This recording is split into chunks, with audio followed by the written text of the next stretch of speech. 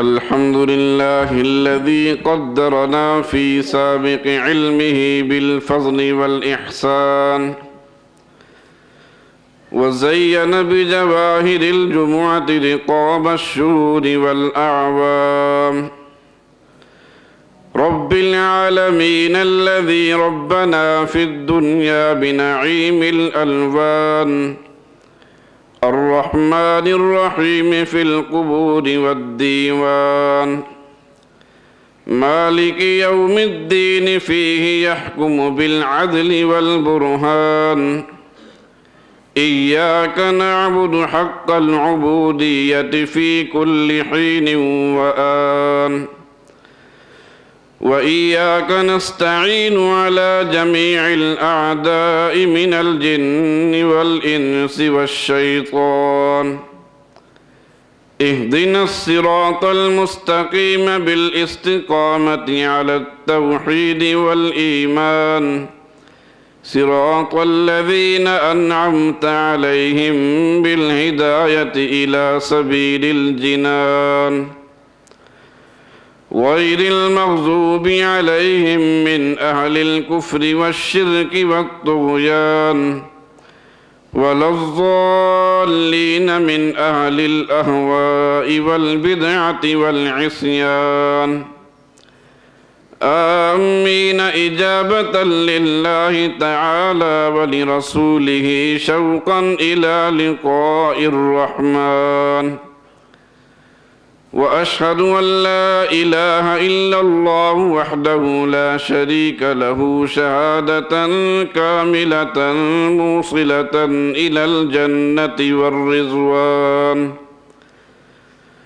وأشهد أن سيدنا ونبينا ومولانا محمدا عبده ورسوله، صلى الله تعالى عليه وعلى آله وصحبه إلى آخر الزمان.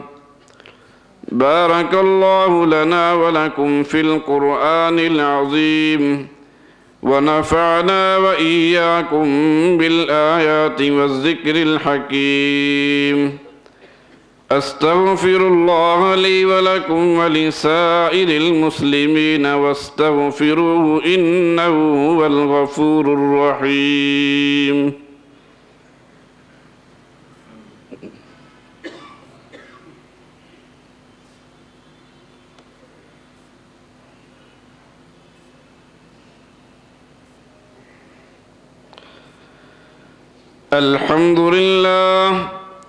الحمد لله وحده لا شريك له، صدق وعده ونصر عبده، وأعز جنده وهزم الأحزاب وحده.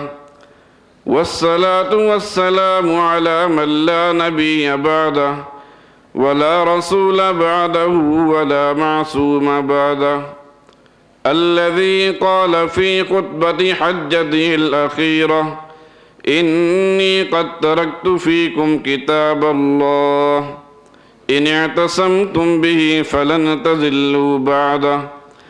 وعلى آله أهل بيته المطهرات المكرمات البررة، خديجة وعائشة وحفصة وأم حبيبة وسودة وزينب بنت خزيمة وزينب بنت جحش وجويرية وأم سلمة وصفية ميمونة وريحانة ومارية، وعلى خلفائه الستة من الصحابة أبي بكر وعمر وعثمان وعلي والحسن ومعاوية، وعلى عميه المكرمين العباس وأسد الله وأسد رسوله سيد الشهداء حمزة، وعلى بناته المكرمات زينب ورقية وأم كلثوم وفاطمة، وعلى كل أولاد بناته علي بن أبي العاص قاسم وأمامة بنت أبي العاص قاسم، وعلى عبد الله بن عثمان،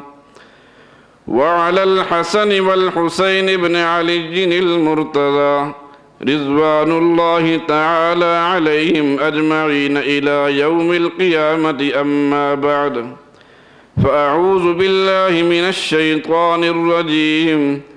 يا أيها الذين آمنوا أطيعوا الله وأطيعوا الرسول ولا تبطلوا أعمالكم إن الله يأمر بالعدل والإحسان وإيتاء ذي القربى وينهى عن الفحشاء والمنكر والبغي يعظكم لعلكم تذكرون.